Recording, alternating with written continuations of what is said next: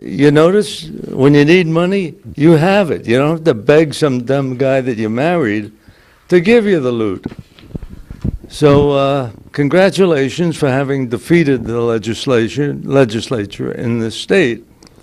But let's hear it for the girls who are smart enough to live together and forget the guys. Reed, thank you. All right, I'm not sure that's the same idea as the same-sex marriage. I think that's something to do with homosexuality, but it's a good idea. It's a good idea. Okay, here we go, guys. Thank you, Mort. Well said. We have two guests with us here today who are going to be talking about our criminal system in Chautauqua County and how it may affect you, your children, and your grandchildren. We have Billy Caughlin with us, who is the guy in charge of the Public Defender's Office. And on the other side, we have Jim Subjack, who ran the District Attorney's Office for 12, 14 years, a long time, a million years. And then he decided to get a real job and make real money. So here we are, and we're ready to roll. And I wanted to open up with just a simple question, and either one of you may chime in at any time. You both have your mics, and chip in. What's happening to our system here in New York now with the heavy poverty that is entering, the joblessness and so forth? Isn't this going to mean more crime? Billy? Go first, Jim. Okay. Actually, poverty is a large component as to why crime exists, why it occurs. First, you have the idea, and then unfortunately it's true, of drug use, drug addiction, drug sales. If you look, and there's studies that indicate this, that poverty plays a great part in doing that, because people that are in poverty situations can't really be afforded to do the recreational activities that other people might do. I mean, how many people in poverty are going to go to a Buffalo Sabres game at about $100 a ticket, about $10 a beer, and $8 a sandwich? It's just not going to happen. I'm not suggesting that drugs are a proper form of recreation, but they're certainly a lot cheaper form of recreation. And then you have the obvious property crimes that exist as well. You have the larcenies in order to buy or to get money to buy food, to buy necessities. They steal checks, they forge checks, they cheat on welfare. There's just a number of situations where poverty causes crime, and I think that's very well documented. As a consequence, the crime rates indeed will be going up, and I think you're starting to see that. We had that dip back in the late 90s, early 2000s, and I think you're starting to see that crime is again going up. And of course, poverty as well leads to frustration. Last year, I think it was 2008, there were 8 homicides in the county, a lot of them drug-related. We go back to the drug-related issues as to whether or not they had something to do with poverty. And I realize it's a tenuous link, but it's a link nonetheless. So clearly New York State needs to get their act together. Clearly they need to do something to make things better for people here. Clearly we need to get jobs again, people back to work, and provide programs again, which we can't do anymore because the state's in such a big deficit. Billy, do you want to say something about that? Well, your office doesn't get a lot of money. How much is your annual budget? You're a ballpark. Well, no, I mean, our budget's $1.2 million, and Okay. it's a large part. That's about half of the DA's budget.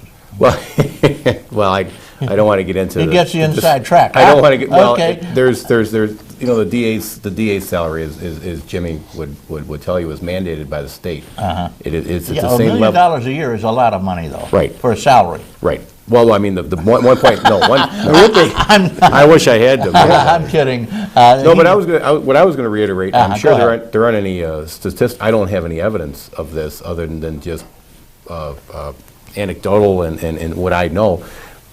But it does appear that when people are working and people have to go to a job every day at 8 o'clock in the morning to work to 5 and they're occupied, that it cuts down on the time that people have to, first of all, it gives them money to do what they want to do.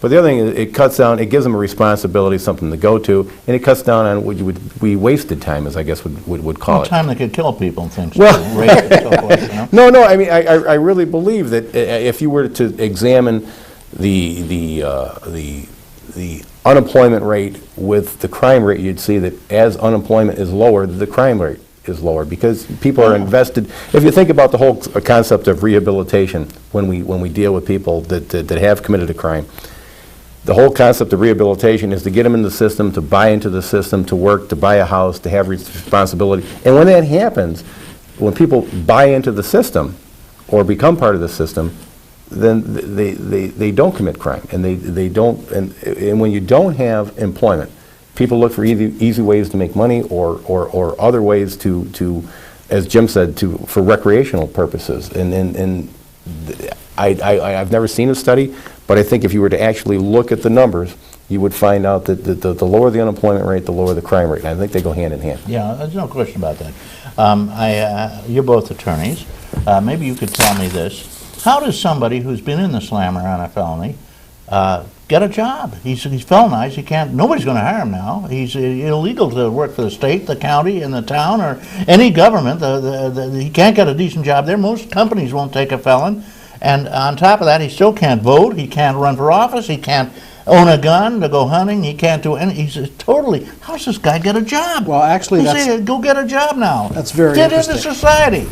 Reed, Yeah. I'm not trying to blow my horn here, but I'm the chairman of the New York State Criminal Justice Section for the Bar Association, Okay. the statewide association. We had a meeting yesterday, and there's a couple of the concepts that we've talked about. Right. And one is there's legislation introduced, pending, I believe, in both the House and Senate, not yet adopted, but to have prior convicted felons earn expungement. And what that would mean is, now obviously for certain reasons, the felony record would be there. For example, Serial killers, yeah, pol- things like but that, police would know, for example, that somebody were a burglar, somebody were a robber. But for purposes of having the ability to vote, the ability to have certain civil rights, and certainly the ability to get a job, that person could earn the right to apply to have his record expunged for those purposes. So what it would do is that person, let's talk about one of the felonies that is still a felony. It's a felony DWI. That means you've been convicted of DWI twice. That's not to say that's a good thing. Then clearly there could have been some disastrous consequences. But DWI is one of those crimes that can be prevented by proper rehabilitation.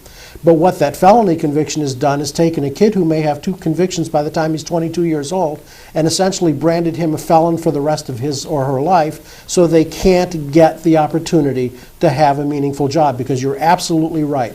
All employers look to see whether or not you have a felony record. So under the circumstances, it's very difficult for that person to do that. And that's one of the things that is now being discussed. There's a lot of ideas going on. There's a lot of legislation that's being introduced to help alleviate some of those problems that have been caused. Then they also need to talk about the collateral consequences of criminal convictions, and of course most people don't know. In fact, I just got done representing an individual who was charged with felony possession, or I'm sorry, misdemeanor possession of a weapon because he had a gun. He was given a hunting license by the state of New York, of course, but then prosecuted by the state of New York because he had a prior felony conviction. That's wrong. People need to have collateral consequences of criminal convictions explained to them as well, and to let people know what can happen if you're convicted of a certain crime. Yeah, well, it is a problem because felonies, well, back when I was younger, you just didn't get very many felonies. Now, if you kick your girlfriend's stupid son in the ass, or because he's been pushing you around, he brings you to court, you suddenly get a felony conviction before you know what hit you. And now you can't ever get a job again. You can't ever vote again. You're screwed, blued, and tattooed, as they say. As you say, you're done. Your life is over. And there's certain crimes they haven't adjusted for the times. For example, some years back they raised the level of petty larceny from $250 to $1,000. You have to steal more than $1,000 now to be convicted of a felony. Criminal mischief is one of those crimes where they have not. Now, back in the days when I learned how to drive, they had these glass headlights. And the glass headlight probably cost $3, and it took 3 screws to take it out and put in a new one. So when the boyfriend got angry at his girlfriend and broke out the headlight, he caused $3 worth of damage, and he was convicted, if convicted at all, of a misdemeanor. Now you break out a headlight in a car with the assemblies that they have, you're talking about damage in excess of $250, probably closer to $500. That's a felony now. They have not adjusted the level up to at least where the petty larceny level is. That's an oversight by the legislature that occurred years ago and continues to exist every day. And the statistics are that in a great number of neighborhoods, especially in the poverty-stricken areas, 25% or half of the males have felonies. They can't vote. You wipe this whole territory off the map. It has disenfranchised a whole section of people, Yeah. A whole group of people that are low level. They might have just done nothing more than, see, what most people don't understand, especially with the drug traffic, if you give